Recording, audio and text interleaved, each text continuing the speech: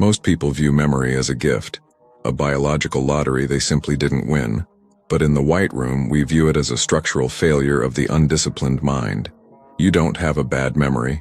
You have a cluttered filter that prioritizes useless emotions over raw data. To think like a masterpiece, you must stop trying to remember and start systematically indexing your reality. Look around you. If you cannot close your eyes and reconstruct the exact number of light sources, the placement of every shadow and the structural exits of the room, you aren't actually observing. You're just drifting. True photographic retention isn't about a flash of light. It's about the cold, calculated elimination of mental noise until only the facts remain. The protocol begins when you stop being a participant in your life and start becoming its primary recorder. If you're ready to stop forgetting, then it's time to stop being human and start being efficient. To enter the White Room is to accept that your current mental limitations are purely self-imposed.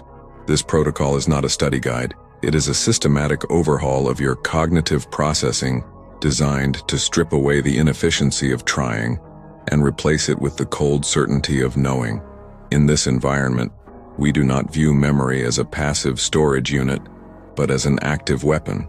We focus on the radical reconstruction of your internal architecture, adopting the same clinical detachment and hyper-observational habits that allowed Kiyotaka Ayanokoji to transcend the limits of a standard education. You are here because you are tired of the blur, tired of the details fading the moment you look away. We will begin by deconstructing your sensory input, teaching you to categorize the world into raw data points rather than emotional experiences. By shifting your perspective from a participant to a processor, you will learn to index reality in real time, creating a mental database that is as permanent as it is precise. The transition from an average mind to a masterpiece requires the death of your mental clutter.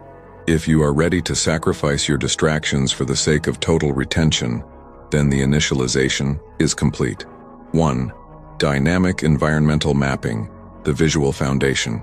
To master dynamic environmental mapping, you must transcend the amateurish habit of looking and initiate a high-speed structural scan that lasts for 60 seconds of absolute unbroken focus.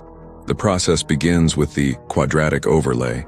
For the first 15 seconds, you mentally bisect your field of vision into a sharp 4-zone grid, identifying the structural anchors, the unmoving edges and corners that define the physical boundaries of your environment.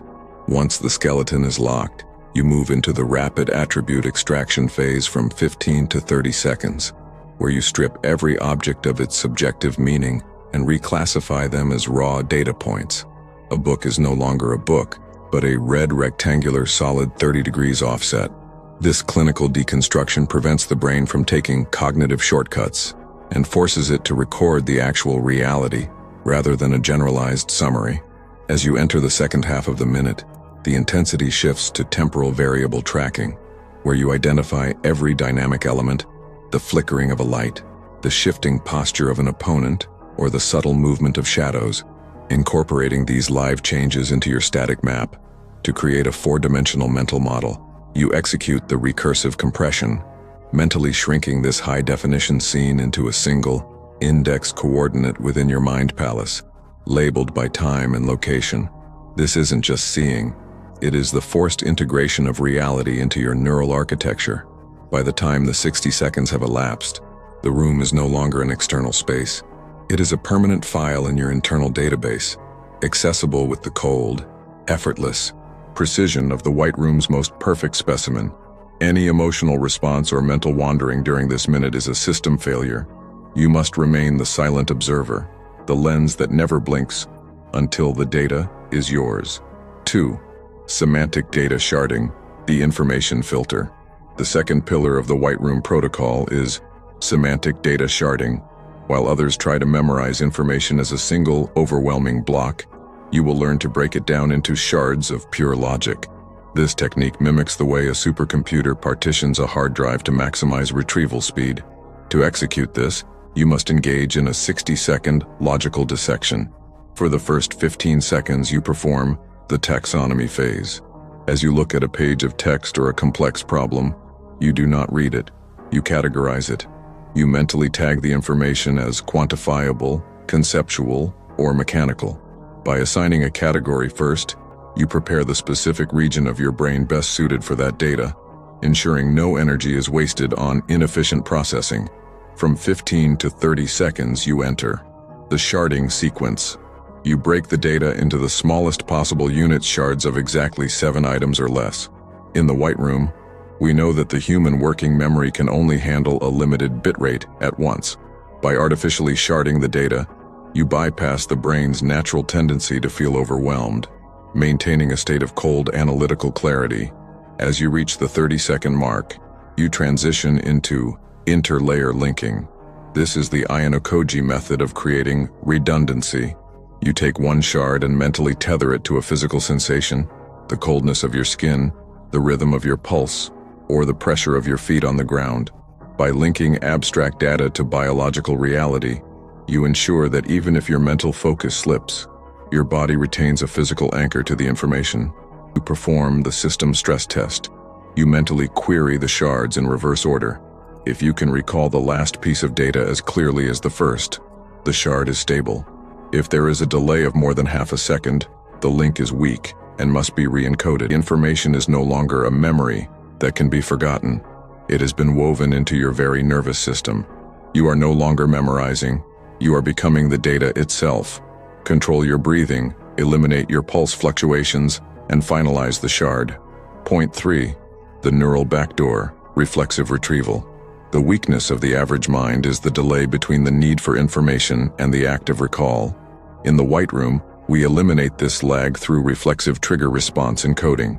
For the first 15 seconds, you must identify a physical anchor, a specific repeatable action like the tapping of a finger or the adjustment of a sleeve that will serve as the hardware key to a specific data set.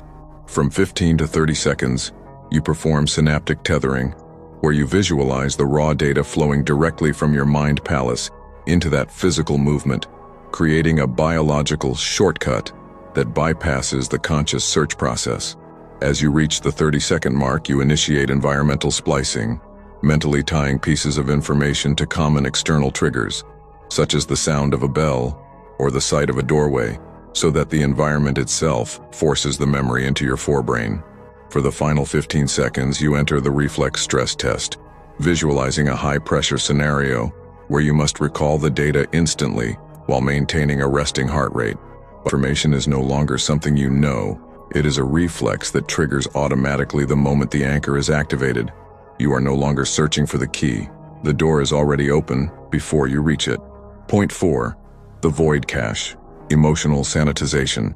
The primary cause of data corruption is emotional interference, a flaw that a white room subject must systematically excise through the void cache protocol. For the first 15 seconds, you will perform a systemic emotional scan, identifying any traces of ego, fear, or excitement that are currently clouding your cognitive processor. From 15 to 30 seconds, you execute the sanitization phase, where you visualize these emotions as flickering noise on a screen, and deliberately dial the opacity down to 0 until only the cold, gray vacuum of the void remains. As you pass 30 seconds, you enter objective recoding, where you take the stored data and strip it of any personal narrative or feeling, relabeling it as a neutral utility tool with no moral or emotional weight. This prevents your brain from burying painful information or faking pleasant memories, ensuring 100% accuracy in your mental ledger. For the final 15 seconds, you lock this state of absolute neutrality, ensuring that your internal baseline remains flat regardless of external chaos. By the end of this minute, your mind is a clean room, a sterile environment where data can be stored for decades without a single bite of degradation. You are not a person who feels, you are a vessel that records. Point 5. The masterpiece synthesis, the final integration. The final stage of the protocol is the masterpiece synthesis, the transition from active training to a permanent state of high-resolution existence. For the first 15 seconds, you will perform multimodal layering, simultaneously activating your environmental map, your semantic shards, and your neural backdoors into a single unified mental overlay. From 15 to 30 seconds, you initiate background processing, training your subconscious to maintain these protocols in the dead space of your mind while your conscious self engages in social or physical tasks. This is the secret of the Ayanokoji standard, the ability to record everything while appearing to do nothing. As you hit the 30-second mark, you expand your sensory aperture, forcing your brain to process the entire 360-degree environment, sounds, smells, and visual data without specialized effort, turning your life into a continuous, unedited stream of high-definition data. For the final 15 seconds, you accept the final directive, the understanding that there is no off switch for a masterpiece. Every moment from this point forward is an entry in the ledger. Every person you meet is a variable to be indexed. Every room you enter is a grid to be mapped. By the time this final minute concludes, the protocol is no longer a technique, it is your nature. The white room is no longer a place you left, it is the structure of your mind. System initialization is complete. Keep your eyes open. Record everything.